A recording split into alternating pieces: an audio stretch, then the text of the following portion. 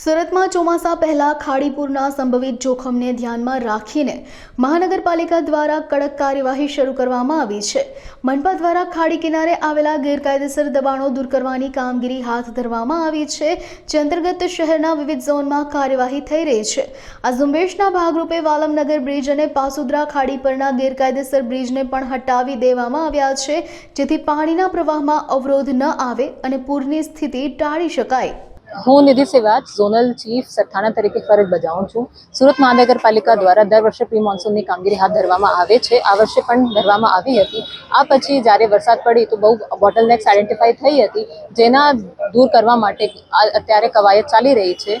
આમાં એક મુખ્ય વાલમનગર પાસે જો જૂનો બ્રિજ છે, આના કારણે બહુ એફ્લક્સ થતું હતું, આને અત્યારે અમે દૂર કરી રહ્યા છે। પાસોદરા ગામે ખાડીની વચ્ચે પાઇપ નાખીને કલવટ બનાવી દેવામાં આવ્યું હતું।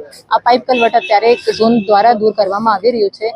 આને સિવાય આઇકોનિક રોડ ઉપર પાઇપ કલવટ નાખીને ખાડીને બહુ સાંકડો કરી દેવામાં આવ્યું હતું, જેના કારણે પાણીના અડચણરૂપ હતું, આ પણ દૂર કરવામાં આવી રહ્યું છે। અને ડીએફસીસી બુલેટ ટ્રેનની નીચે પણ પાઇપ કલવટ હતું, જેને દૂર કરવાની કામગીરી અત્યારે હાથ ધરવામાં આવી છે।